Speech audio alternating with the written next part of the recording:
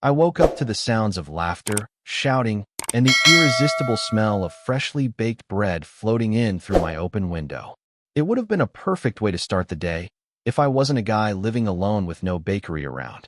Confused, I threw on a t-shirt and headed toward the backyard, half expecting to find raccoons throwing a party. Instead, I was hit with the sight of a full-blown farmer's market on my property. There were tents, booths, banners, and at least 100 people wandering around, picking up organic honey and homemade candles.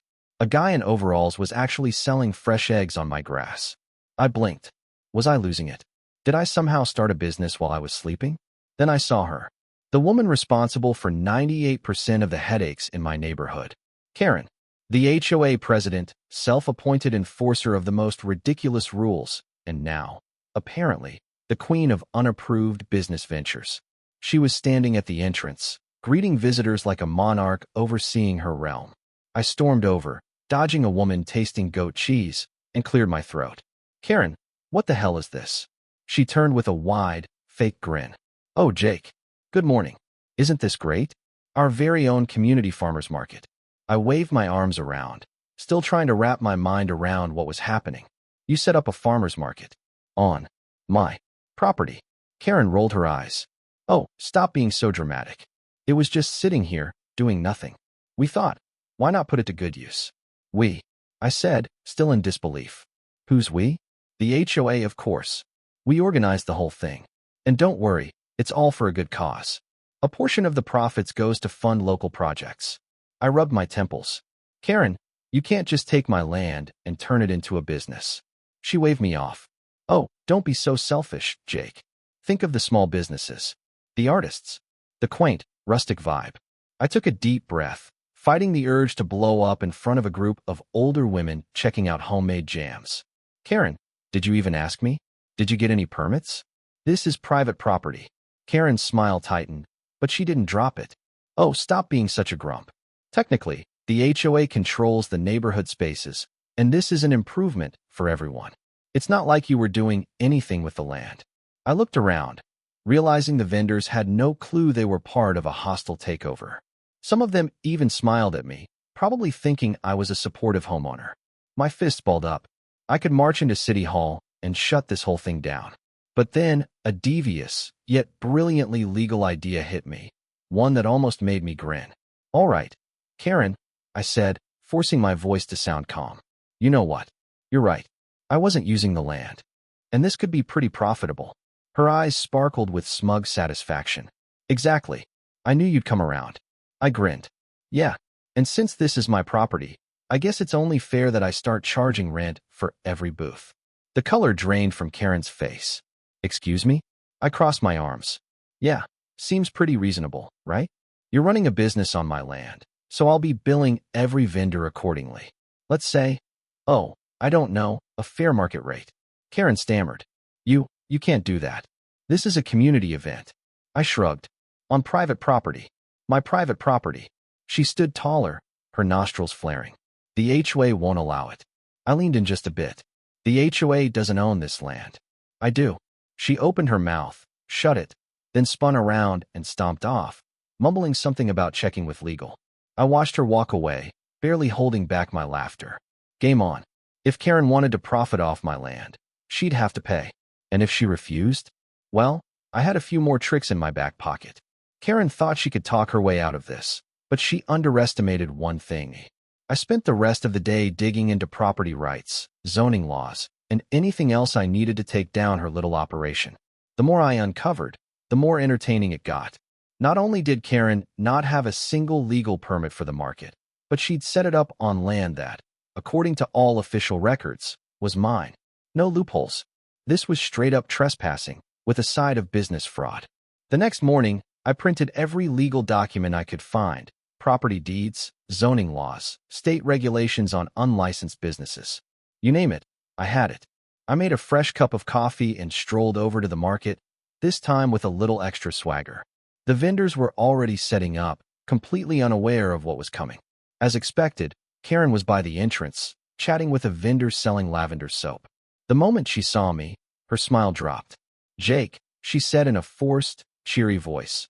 I hope you've come to enjoy the market instead of causing unnecessary drama. I sipped my coffee, letting the moment settle. Oh, I'm definitely here to enjoy the market, Karen. In fact, I love it so much.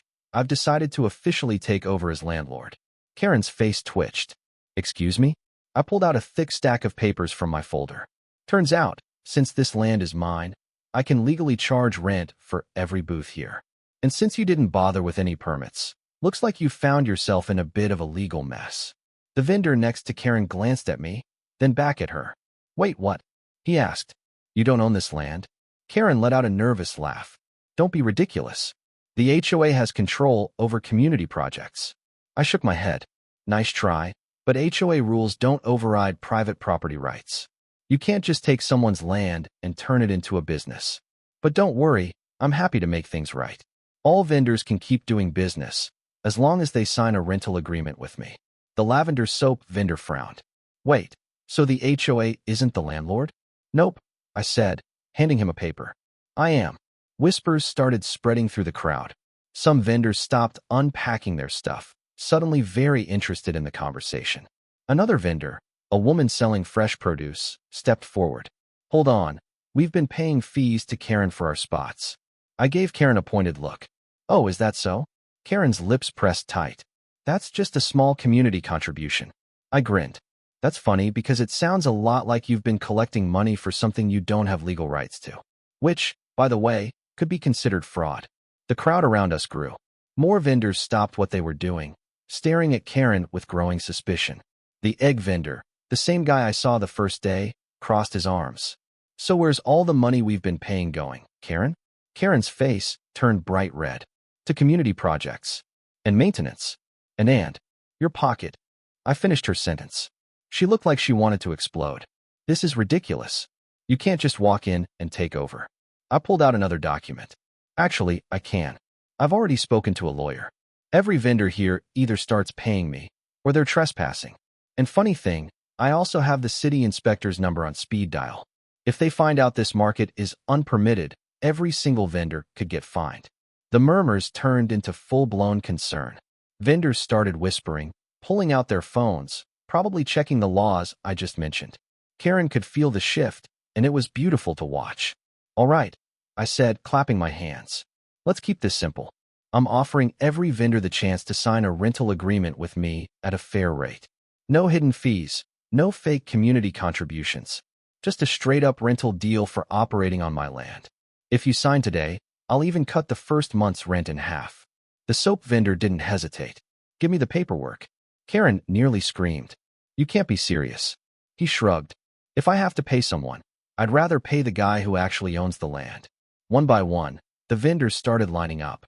Karen looked around, her control slipping away, and I could see the panic in her eyes. I wasn't just taking over the market.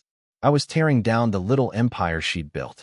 By the time the line had cleared, I had more than half the vendors signed up under my new contract. The rest were either still thinking it over or pretending Karen still had a shot. She didn't. I leaned in close to her, lowering my voice just enough so only she could hear. You seriously thought you could take my land and get away with it? Bad move. Karen's hands tightened into fists. This isn't over. I smiled. Oh, I know. That's what makes it so fun. She stormed off, likely to try to find a loophole in HOA policy that didn't exist.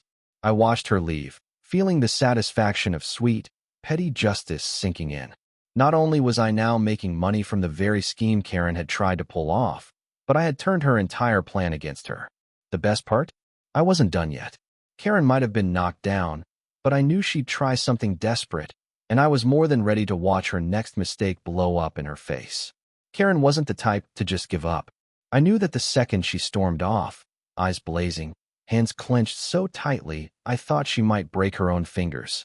She had lost control of her farmer's market, and there was no way she was going to accept that. I was expecting a tantrum. What I got was way better.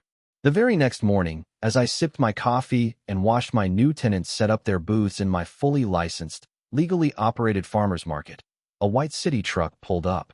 I didn't have to guess. I already knew Karen had called in the big guns, hoping to find some legal loophole to shut me down. I almost felt bad for her. Almost. A middle-aged guy in a high-visibility vest stepped out, clipboard in hand. I set my mug down and walked over, playing the part of the concerned property owner. "Good morning," I said, cheerfully. "How can I help you?" The inspector gave me a polite nod. "Got a complaint about an unauthorized commercial operation on private property." I whistled. Wow, someone must really hate small businesses. The inspector sighed. "We get these all the time, but we still have to check them out." Karen appeared out of nowhere, an excited look in her eyes. "Yes, you do. I'm so relieved someone is finally looking into this." She turned to me, victorious. "I told you, Jake, you can't just run a business without the right authorization." I raised an eyebrow. "You're right, Karen. Which is why I got the proper permits first thing this morning." Karen's face dropped so fast I wished I had caught it on camera. I reached into my pocket and pulled out a neatly folded stack of papers, handing them to the inspector with a grin. He flipped through them, nodding. "Everything looks in order," he said, clearly unbothered by the situation. "Property owner has full rights to lease space. Permits check out. Looks like you're good to go." Karen's face twitched. That can't be right. You just set this up." "I sure did," I said. "Unlike some people, I actually follow the law." The inspector handed me back the papers and turned to Karen. "Ma'am, do you have any real violations to report? Because right now, this looks like a properly run market." Karen's mouth opened and closed like a fish. Then, with a frantic look in her eye, she pointed at a booth near the edge of the property. "That tent is too close to the sidewalk. That has to be a violation." The inspector sighed, walked over, measured the distance, and shook his head. "No violation." Karen looked like she was about to explode. Her last attempt to ruin me had completely failed. And then, the most perfect thing happened. The inspector's gaze shifted to Karen's house. His brow furrowed. "Is that structure attached to her home up to code?" Karen flinched. "What?" He pulled out his clipboard and walked toward her property, scanning the backyard. I had no clue what he was looking for, but I wasn't about to stop him. When he reached the side of the house, he made a small noise and scribbled something down. "This deck wasn't part of the original house plans," he said. "Was a permit pulled for this addition?" Karen's voice barely broke the silence. "It's just a small extension." The inspector turned to her with a blank look. "And did you get approval from the city for this small extension?" There was a long pause. The kind of pause that signals an explosion. Karen looked around, like she expected someone to step in and save her. But no one did. Even the vendors who had once been under her thumb were watching with open amusement. I leaned in, speaking just low enough for only her to hear. "Looks like you're the one running an unauthorized structure, Karen." She looked at me with pure, unfiltered rage. I'd never seen anyone so close to shaking with anger. The inspector finished writing his notes and turned back to her. "You'll be getting a formal notice of violation," he said. "Depending on the severity, you might have to demolish the structure or pay some hefty fines." Karen looked like she was about to break down. I gave her shoulder a sympathetic pat. "Rules are rules, Karen." She jerked away from my touch, muttering something under her breath before storming back into her house. The inspector nodded, wished me a good day, and left. As soon as his car pulled away, the vendors erupted into applause. "I didn't know karma worked so quickly," one of them said, laughing.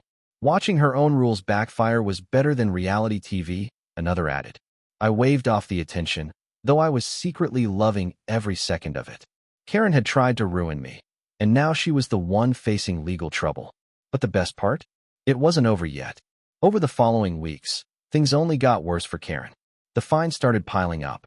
The HOA, eager to avoid getting caught up in her mess, began distancing themselves from her. She lost her self-appointed power and her house. Once the shining example of HOA perfection, Karen's place became a symbol of failure. And then, the icing on the cake. A foreclosure notice. Between the fines, the legal fees, and whatever personal issues Karen had, she couldn't keep up with her mortgage payments. The house went to auction, and as soon as I saw that notice, I knew exactly what I needed to do. I bought it. The auction was over quickly. Nobody wanted to take on a house with an HOA nightmare attached. I got it for a bargain. And as soon as the deed was signed, I made my move. I turned Karen's house into a public restroom for my farmer's market. The grand opening was perfect. I hired a band, brought in food trucks, and invited the whole neighborhood. The sign out front said, "Karen's Community Rest Stop."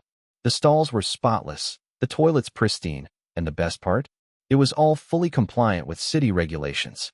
Karen moved out before the market even opened. probably unable to bear watching her former home turn into a glorified restroom. No one really knew where she went, and honestly, no one cared. The farmers' market flourished under my leadership, and the neighborhood was happier than ever. Every time I passed what used to be Karen's perfectly guarded front door, now with a men's and women's restroom sign hanging proudly, I couldn't help but smile. Revenge wasn't just sweet. It was profitable.